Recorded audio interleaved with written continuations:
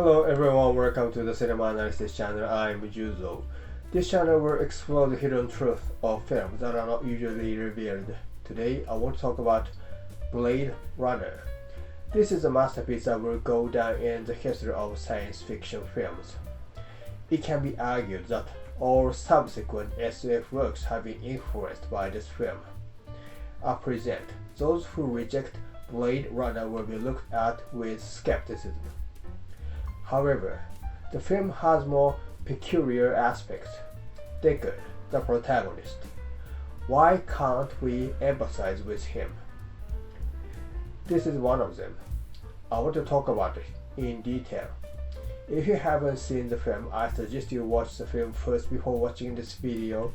So let's get started. The theme of this video is why can't we empathize with the protagonist, Deckard? Could those who saw the film for the first time empathize with the protagonist? Most of them probably could not. A lot of people love this film. I would like to ask those people if they were able to empathize with the protagonist when they first saw the film. Probably most of them couldn't. I think there are two reasons for this. The first reason is that this film is not the kind of work that allows the audience to empathize with the protagonist. This film is based on the original novel. Philip K. Dick's Do Androids Dream of Electric Sheep was published in 1968. The Gulf of Tonkin incident, which escalated the Vietnam War, took place in 1964. The Cold War began to heat up. It was a time when the whole world thought that mankind could be wiped out at any moment by nuclear missiles. The social situation was getting darker and darker.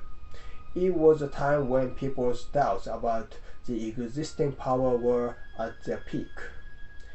Countercultures were at their height in this era. Before that era, people loved entertainment with lively content. But after that, nobody believed in hopeful futures. This Electric Sheep was written in such era. The environment of the earth was devastated by the war. Almost all animals were exterminated except humans, and even most humans became sterile. Migration into space was recommended. Those who migrated to space before their health was damaged were considered decent, but those who failed to migrate were considered special and discriminated against. And the androids, who look exactly like humans, are used as slaves. Some of them die even though they are androids, and some of them escape. It is the job of the bounty hunters, like Rick Deckard, to retire them, that is, to kill them. This work depicts the protagonist as a private detective hunting down escaping androids. Hampton Fancher wrote the script based on the original story. Fancher, who was originally an actor, tried to make film by himself and wrote the script for the film. But surprisingly, Fancher says that he doesn't like this Electric Sheep. He thought it would be interesting if it were made into a film. Fancher drastically changed the original Electric Sheep. The setting of the protagonist was changed. He had a wife called Iran, but in the script he is single. And the existence of Electric Sheep, which was also in the title, disappeared. The Electric Sheep is a sheep robot. Because animals are precious in this world, it is a status symbol to acquire and breed real live animals. Breeding animals makes you a person of status. Most people can't get real animals, so they buy fake robots. There are those who can't even afford them. The protagonist, who desperately wants a real animal, needs money. That's why he tried to kill a lot of androids. This part is completely lost in Fancher's script. The bounty hunter is called Blade Runner in the film. Deckard, who has already retired from Blade Runner, decides to hunt the escaping androids, replicants as they are called in the film, at the request of his former superior. In the original story, Deckard's reason for hunting androids is described as money to get an animal. However, this is not described in the film. It is not clear why Deckard retired from Blade Runner and returned to it. As far as the film is concerned, he just couldn't refuse. But the job involves risking his life. If he really did not want to do it, he must have refused. If the protagonist's motive for wrestling the incident was simply that he couldn't refuse, it is not convincing. Deckard, who just couldn't refuse, hunts down the replicas like a private detective hunting down criminals. The first script written by Hampton Fancher seems to be what you call a chamber drama. In the documentary Dangerous Days, Making Blade Runner, he described that he intended to make the first Blade Runner as a small budget film, mainly about the performance of the actors in a room. He was forced to rewrite the script many times. Fancher was reading a lot of Raymond Chandler's works at the time. His protagonists are alcoholic, cynical men. He is single, alone. If such a protagonist were a bounty hunter chasing androids in the future world, it would be interesting. He intended to express Dick's Electric Sheep as a film noir.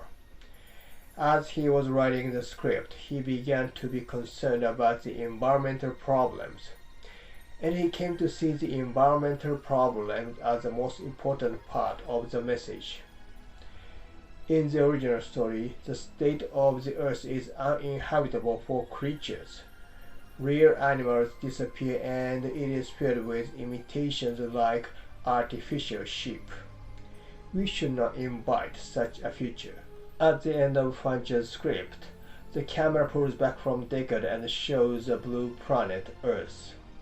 According to Fancher, people who heard the ending were moved and shed tears. But it contradicts the setting that the Earth was so polluted that no creature could live there. The contradiction was probably not resolved. The idea was not adopted. The dispute with the director Ridley Scott became serious. In the end, Scott hired a rewriter, David Peoples. Thus, the story of Blade Runner can be said to be a mixture of the ideas of the four people: Dick, Fancher, Peoples, Scott. Novels can be said to be the expression of the world created by a single author.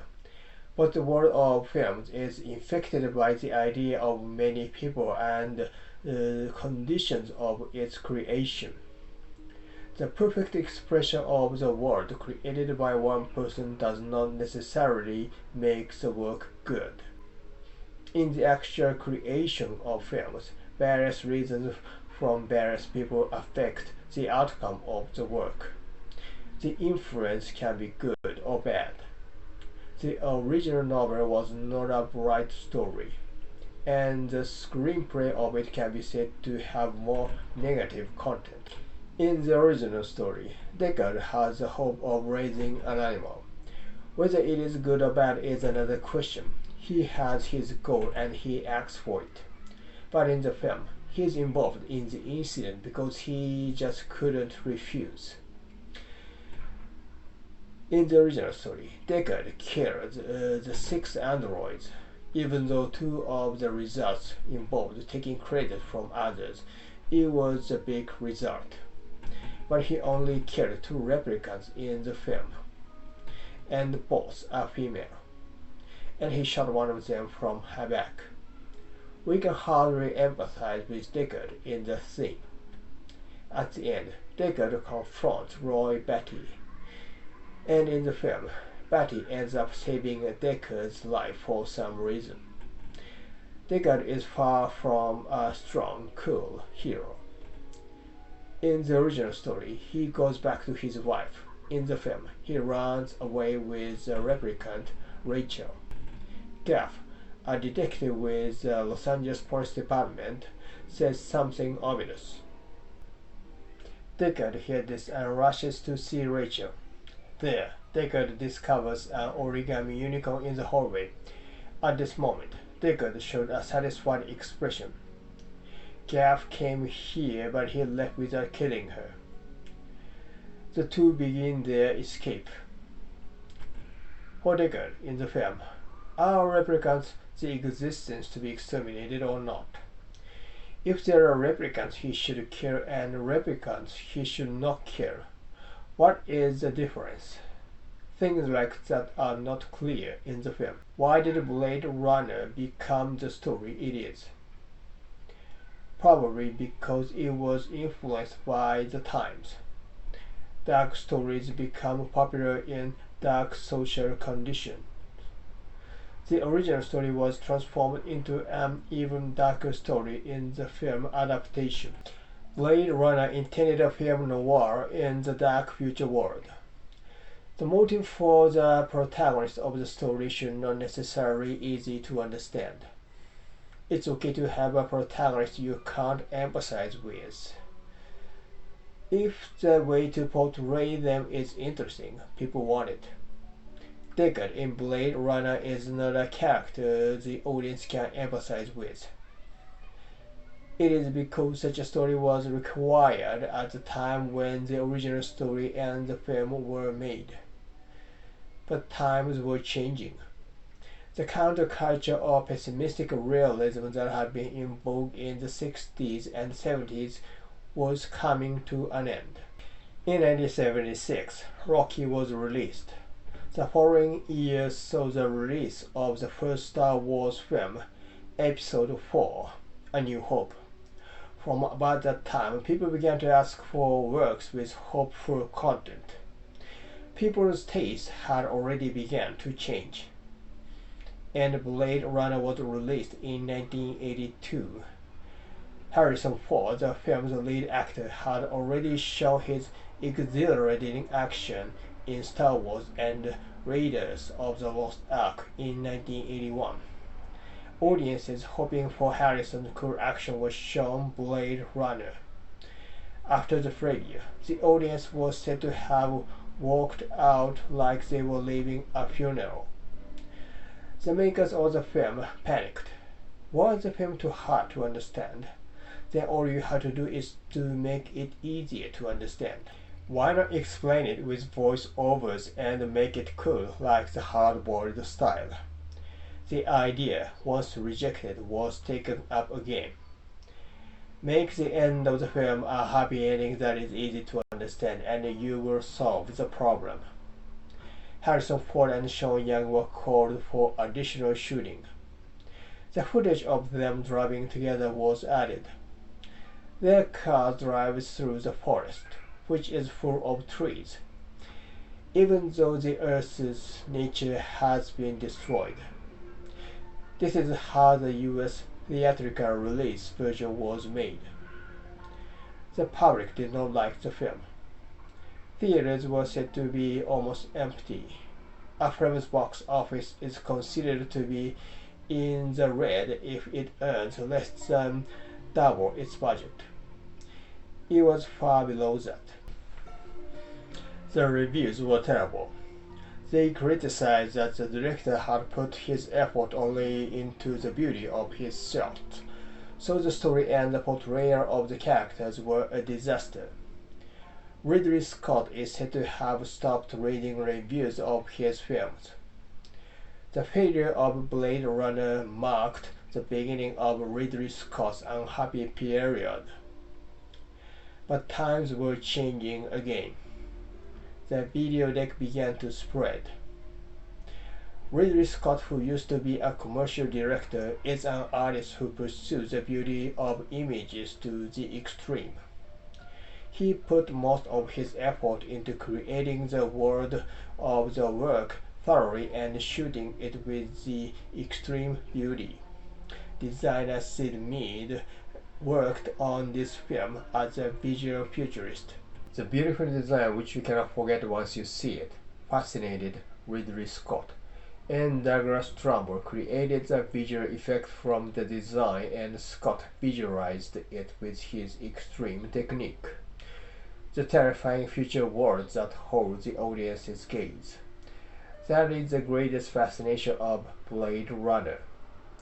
People who are fascinated by this film appreciate it many times. This is how Blade Runner gradually established its popularity. It is not necessary to mention that the beautiful music of Vangelis doubles the fascination of this film. And this interesting worldview had a great influence on later science fiction. You could say that there's no science fiction that's free from its influence. As many people have pointed out, even though Blade Runner failed as a story, it became a masterpiece that will go down in history. Is Deckard a replicant? This controversy has existed since the release of the film. It will be impossible to really settle this controversy. It is because films are created from the mixtures of the ideas of various people. There could be no one who has a right to decide the interpretation of it. Ridley Scott, the film's director, sees Deckard as a replicant. Hampton Fancher believes that the controversy should not be settled.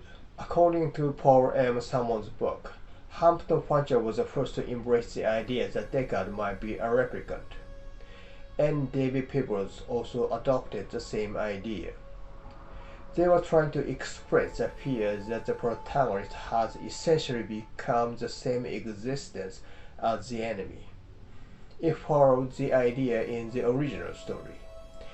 David Peebles said something like this: Deckard should have realized that he is not far from a replicant as a human. The creator what Deckard thinks wasn't Tyrell. It should be God.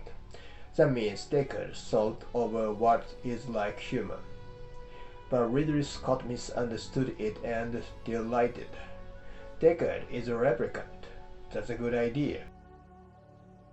Although it is my opinion, what Ridley Scott wanted to do in this Blade Runner was a twist like in The Sixth Sense and a dark happy ending like in Shrek. The protagonist has to fight to defeat the enemies, the replicants. But he learns that he is also a replicant. In The Sixth Sense, the protagonist is a psychiatrist trying to cure a boy's delusion. The boy seems to have the delusion that he can see ghosts. A psychiatrist can save the boy. But the surprising ending is waiting for him. The idea that Deckard was a replicant has to be one of the biggest twists. The dream of the unicorn footage was taken to make that twist. At the end of the film, Deckard found the origami of a unicorn outside the room where Rachel was. It was made by Gaff. It is implied that the reason Gaff knew about the unicorn was because he was also a replicant and had the same memory implanted in his head. The meaning of Deckard's expression changes. The meaning of Harrison Ford's performance also changes, because the meaning of the last origami changes completely. But the unicorn cut was removed by the people who have the right to edit. They didn't seem to see the point of it. The twist that Ridley Scott intended, that Deckard was a replicant, disappeared.